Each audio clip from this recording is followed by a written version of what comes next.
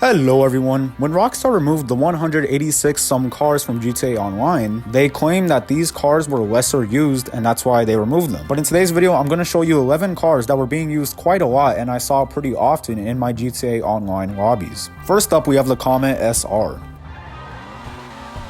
When they removed the Comet SR, I was kind of awestruck because I was just like, why? I always saw Comets whenever I went to car meets, even just driving around whenever the Comet was relatively new.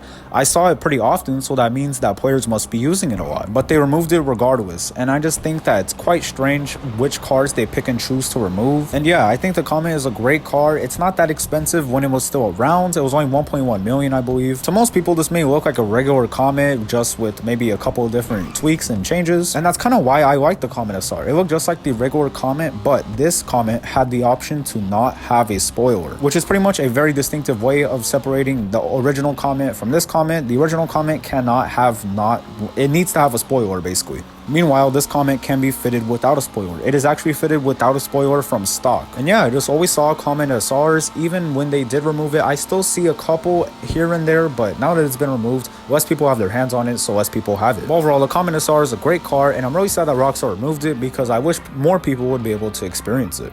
Next up, we have the Vamos. Now, personal biases fully disclosed, I do not like the Vamos. I think it has way too much oversteer. It's so unsettled on the road, and I don't think it's that fast at all compared to other muscle cars, that is. The Vamos is kind of just a bad muscle car in general, but I still don't understand why it was removed because I saw the Vamos a lot as well. I believe Rockstar put it on either the podium or it was a prize ride vehicle at least a couple of times. I saw it in a couple event weeks. I will say I think the Vamos has a good amount of customization that muscle cars often lack, and you could really pair it with any color and any livery and it's pretty much bound to look pretty good. And I'm sure people who are fans of old school muscle cars will really hurt seeing the Vamos gone, and it's been gone for a couple months now, as all these cars have been. And now that it's been removed, I don't really see the Vamos at all, which is pretty much a common theme with Rockstar removing these cars. They've been removed because they were lesser used, but now that they removed them, they are way lesser used, and most of these are actually rare because people didn't have them in the first place, but if they wanted to have them, now they can. But in this particular case, I'm pretty sure everyone who wanted a Vamos got one. It was pretty cheap. I'm pretty sure it was like 596,000. And yeah, it just sucks that the Vamos is gone. They did remove a lot of old school muscle cars, which is pretty sad for fans of those cars. Next up, we have the 811.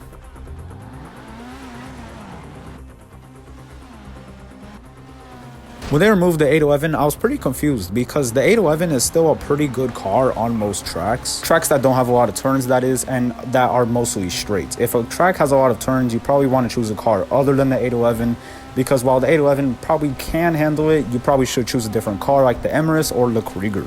But then again, both of those cars are double the price. The 811 was like 1.185 million. So like, that is just an absolute deal of a car. It's really unfortunate that they deleted it, mostly for that fact because newer players who didn't have a ton of money had the chance to start doing racing with a customized car that actually had some good performance to it and also didn't cost a ton of money. I also think the 811 looks pretty good. It has a decent amount of customizations for its time. I believe it was released during the Finance and Felony update, which back then, cars with a lot of customizations weren't really a thing unless they were cars that were known for having a lot of customizations, which sounds obvious, but Rockstar didn't really add a lot of customizations to cars back then. And even today, I still see 811s pretty often. I say every other session I will see an 811, which is pretty good for GTA Online standards because there are just so many cars. Next up, we have the Fola.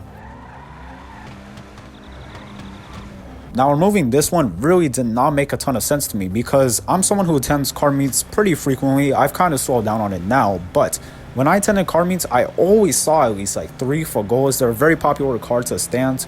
Basically, you just shoot the back of the wheels, the wheel well that is, and you can stance it even lower than the lowest setting possible. And yeah, I just always saw the Fola being a part of the car community. I always saw at least a couple at car meets. So for Rockstar to say that these cars were lesser used, I don't know if they're going off of statistics or whatnot, or I think they just looked at cars that maybe, I really don't know. I don't know how they got from these cars that they were lesser used. I mean, most of the cars they did remove were lesser used, so maybe they did use statistics, but if they use statistics, they will see the Fola was actually pretty used among at least a small group of people. But yeah, other than seeing the Fola at car meets, which once again was pretty often, I can see how they thought that the Fogola was lesser used, because driving regular day-to-day free mode activities or whatnot, you're not going to see a Fogola very often because it's very slow. It has no bulletproofing or whatever. It's a pretty bad car by any measure. But I'm still sad to see it go, and I'm very thankful that I bought mine before they removed it. Next up, we have my dear Seminole Frontier. The Seminole Frontier is a choice pick for off-roading, in my opinion at least. It is a pretty good off-roader. Now, there are better cars than it. I personally prefer the Helion for most off-roading trails. The Draugr is technically the best off-roading car just because it's so torquey and monstrous. The only thing is it doesn't have incredible ground clearance, but you can make up for that by other means.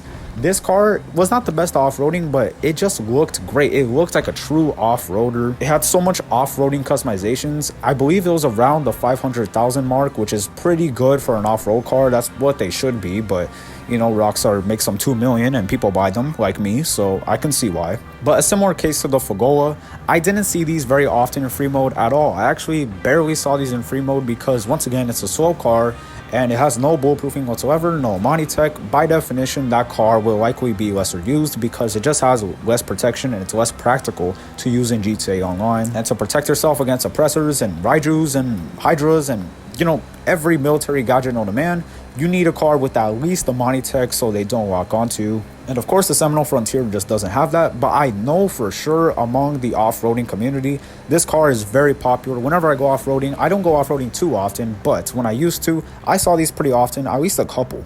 Next up, we have the Turborek, aka the cardboard car. Now, this one really does not make a lot of sense to me. I understand that, once again, similar case of the Fogola and the Frontier, whatever. It's a pretty slow car, no Monty Tech, blah, blah, blah. But everyone got this car for the meme of putting cardboard mods on. If you're a car enthusiast, I'm pretty sure you had this car in your garage just because for the irony of having a car with cardboard mods on it, cardboard skirts, and, you know, like stuff like that. Even when this car was still on sale in free mode, I would see them pretty often. I mean, maybe one every other 2 sessions, I would see one in. But I mean, that's not that much to begin with, but I know people had them in their garages. They just weren't driving them because, once again, no Monty Tech, blah, blah, blah. But from Rockstar's scenario, Rockstar's standpoint, I can see that they saw this car being lesser used because no one was really driving it in free mode.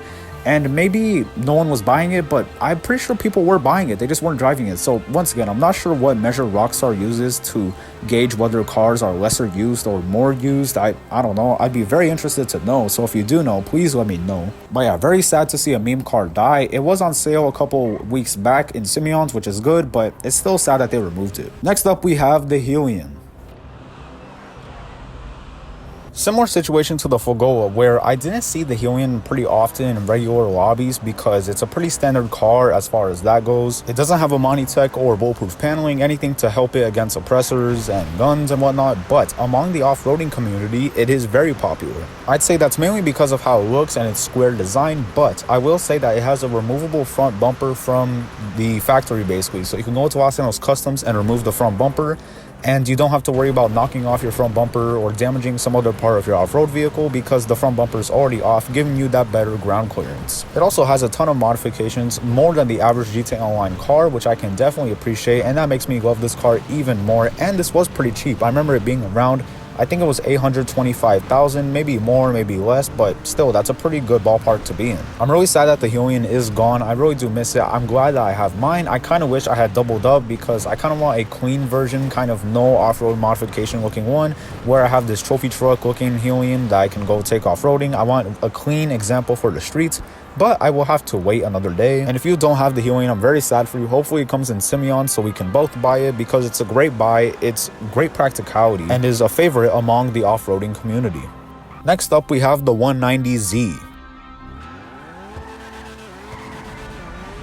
Again, similar story to the Fogola and the Helion. I always see 190Zs whenever I go to car meets. It's a given. Like, I will see 3 or 4 of these. It's an incredibly popular enthusiast car. It has a ton of customizations, even though I would argue that most of them are pretty bad. For example, it doesn't have a lot of good spoiler options. It just has some lips that are pretty subtle. A lot of the big spoilers are pretty rice looking and pretty bad in my opinion. Also, it has wide body arches that you can put on the car, but it doesn't correct the wheel fitment, so it's like super inside the body of the car and it doesn't line up with the wide body. A lot of cars have that. I believe the Tailgater S has that problem too. It just sucks to see that, because like I love wide bodies, I love how they look. I would have them on pretty much all cars because wide bodies look great on the ones that have them available, because most cars do have them available, but it doesn't correct the wheel fitment. The only times where it does actually correct the fitment of the wheel is when it comes like it from stock.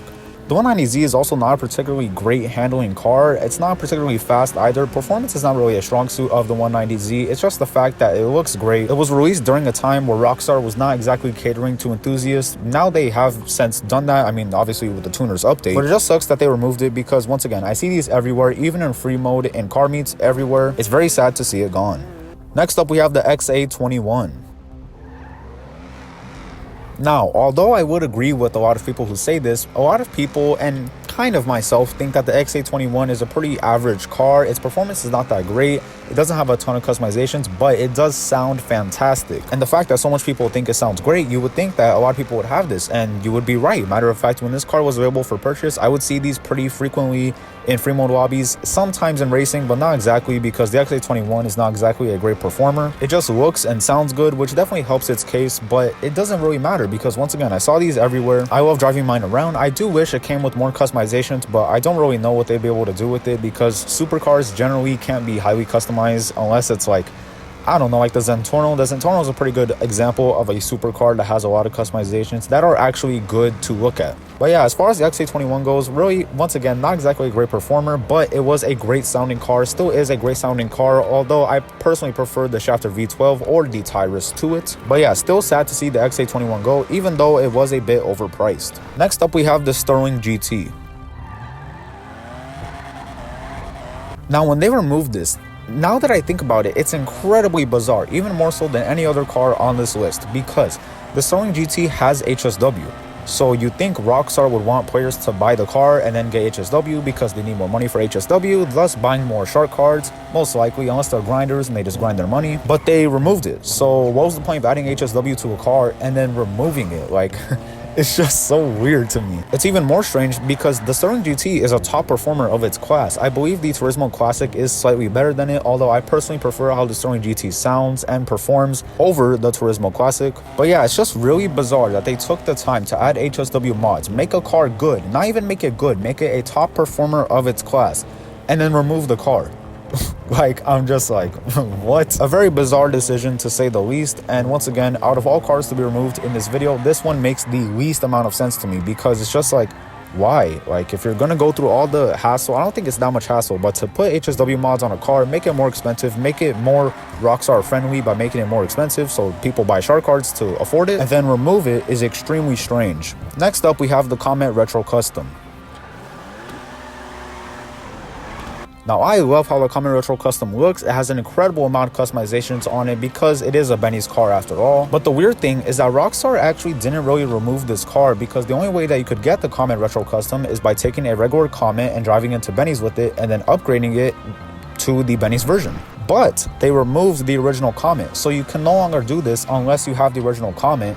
And it's just strange, because if you're going to remove a car that maybe is less popular but has a more popular variant, just make the more popular variant available to buy. Now, I'm not a game coder or whatever, I don't know how hard it would be, but if they made the Comet Retro Custom available for purchase for like however much the Benny's conversion is on top of the original Comet price, I'm pretty sure people would pay it, because I always saw them around. I still occasionally see them around, not too much, but people like how the car looks, including myself, and I think it's just strange how they decided to remove the original Comet, and thus by removing the original Comet, they removed the Comet Retro Custom. I think both are great cars. I have both cars, and I get why they removed the original Comet, because once again, very unpopular. I could see why they removed that, but at least make the Comet Retro Custom available for purchase, because this car was at least relatively popular, maybe even one of the most popular Benny's vehicles. And that is it, everyone. 11 cars that Rockstar removed because they were lesser used, in quotation marks, in GTA Online. All of these cars I saw rather frequently, and I think they are still popular even to this day, even though they have been removed, for purchase at least. And thank you all for watching. Have a great day / evening / noon,